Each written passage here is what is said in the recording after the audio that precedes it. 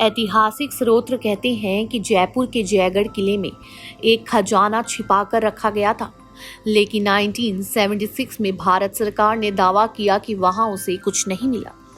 आपको बता दें, भारत और पाकिस्तान के बीच 1971 के युद्ध के बाद शायद ये सबसे अलग तरह का पत्राचार था। अगस्त 1976 में भारत सरकार को पड़ोसी देश के तत्कालीन प्रधानमंत्री जुल्फिकार अली भट्टो का एक पत्र मिला, जिसमें उन्होंने श्रीमती इंदिरा गांधी को लिखा था, आपके यहाँ खजाने की खोज का काम आगे बढ़ रहा है और मैं आपको याद दिलाना चाहता हूँ कि आप इस दौरान मिली संपत्ति के वाजिब हिस्से पर पाकिस्तान के दावे का ख्याल रखेंगी। भारत और पाकिस्तान के बीच संपत्तियों के बंटवारे को लेकर विवाद चलते रहे हैं। 3-4 साल पहले लंदन की अदालत में चल रहा ये मामला भी चर्चा में आया था, जिसे हैदराबाद फंड के नाम से जाना जाता है।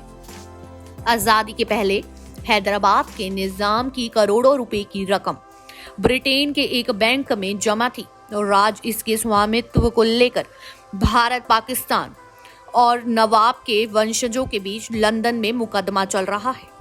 हालांकि यहाँ हम जिस मामले का जिक्र कर रहे हैं उसमें सबसे मजेदार बात यह है कि खजाना मिलने के पहले ही पाकिस्तान के प्रधानमंत्री ने इसमें हिस्सेदारी की मांग की थी।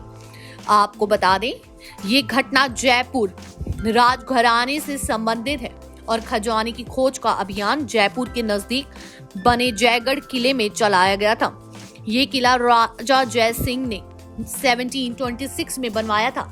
ये एक सुरंग के जरिए आमेर किले से जुड़ा है, जिसे 1592 में राजा मान सिंह ने बनवाया था।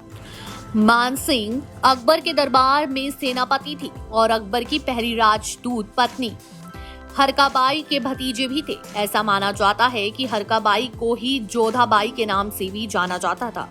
राजा मान सिंह ने मुगल सेना का नेतृत्व करते हुए कई लड़ाइयां जीती थी।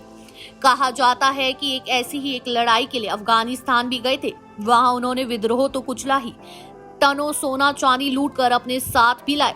कहा जाता है कि ये संपत्ति उन्होंने मुगल सल्तनत के हवाले ना करके आमेर के किले में छिपा दी।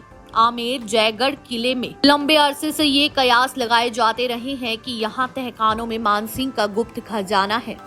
अरबी भाषा की एक पुरानी किताब अफ्त-तिल्सम अरबरीरी में भी इस बात का जिक्र है।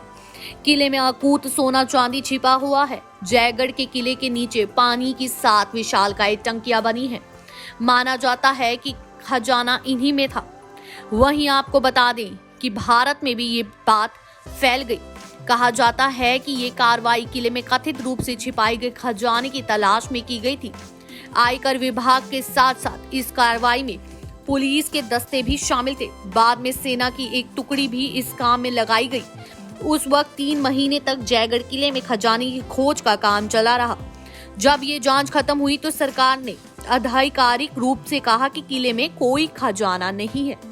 लेकिन सरकार ने यह बात सच कही या झूठ, ये तो सरकार ही जानती है।